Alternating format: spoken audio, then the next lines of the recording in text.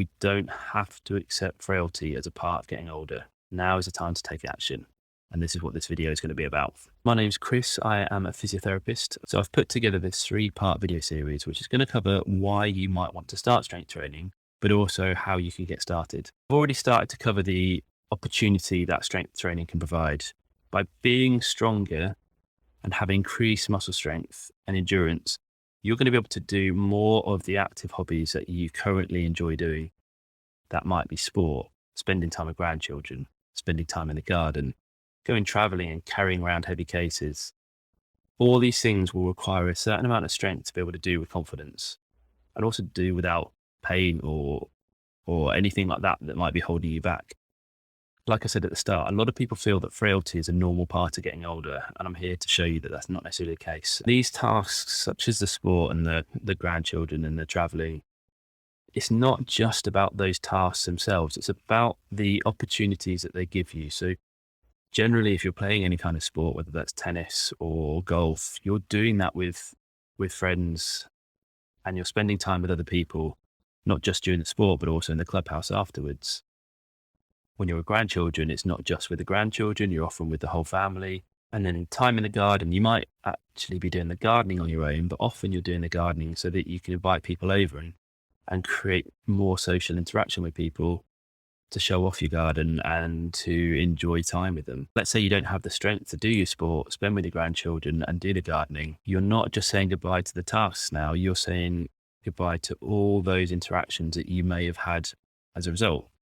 By taking action and starting to include strength training into your life now, you can actually not only slow down the rate of muscle loss, which happens with age, a process called sarcopenia, but you can also reverse that, and you can gain muscle strength that you've already lost.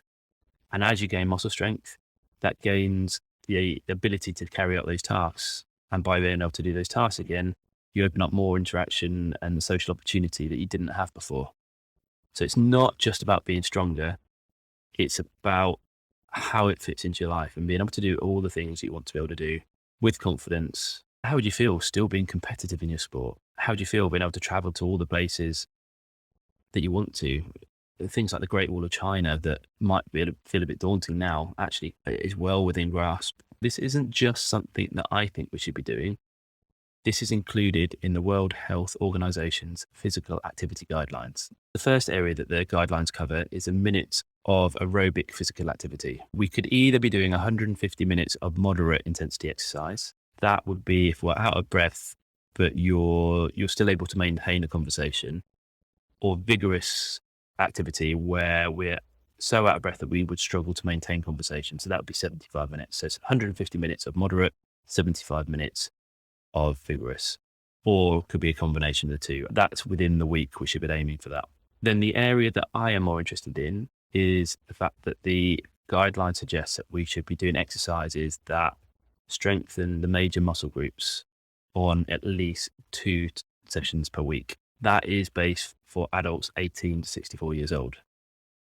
If we take a look, there's actually a separate set of guidelines for adults aged 65 and above. If you look through, the minutes of aerobic physical activity are the same, but the number of sessions of muscle strengthening, they actually suggest we should be doing 3 or more.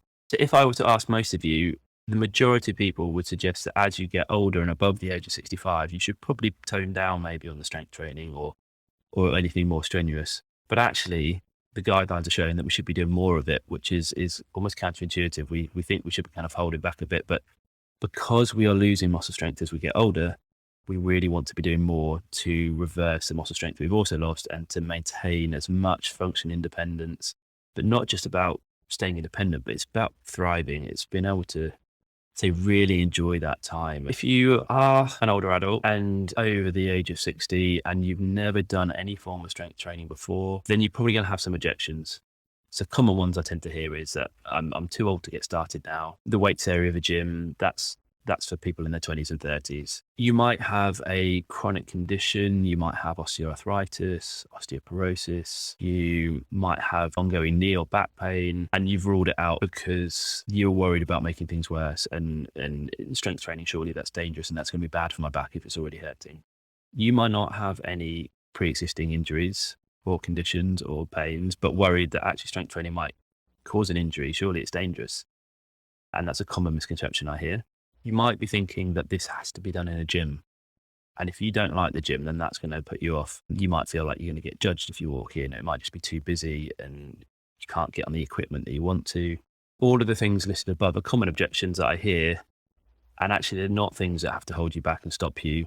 I'm going to go through more of this in detail next video. And I'm going to bring in a couple of case studies of people I've worked with who held the same beliefs that you might have right now, but you'll see how they got past those and how they've thrived and how it's improved their life. You're not too old to start. It's never too late. We may have to adapt how we get started, but you can do that now.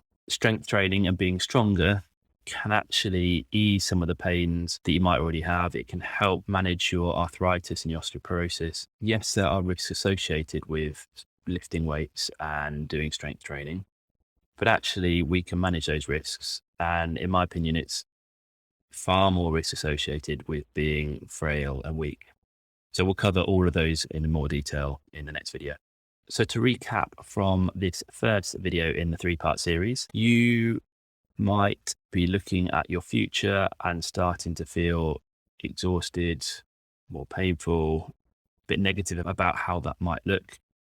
But actually, we can move you towards that more active version of yourself where you are doing all those things that you want to do, the things that you're currently doing and enjoying, and you don't have to give anything up.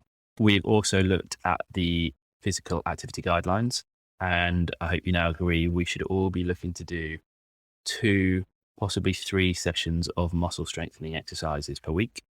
Then we've just started to talk a little bit about the objections you might have and actually why they shouldn't be things to stop you getting started, and all things that we can work around that we might need to take into consideration.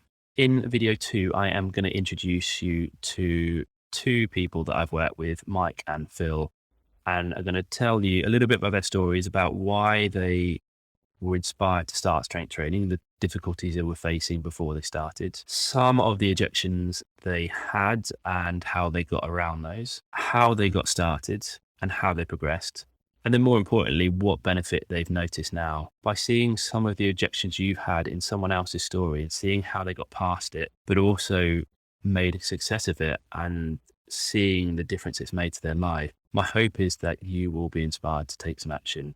And in our third video, we'll go into a little bit more about how you can get started. I hope you found this first video useful. Thank you for watching through to the end. I'd love to know, what's that active version of yourself look like? What are you doing in 10 years' time that would inspire you to start? Comment below and let me know what it is that you would love to be able to do. Whilst you're here, I'd love it if you could like this video, give it a thumbs up, and also subscribe to the channel so you don't miss out on the next 2 videos.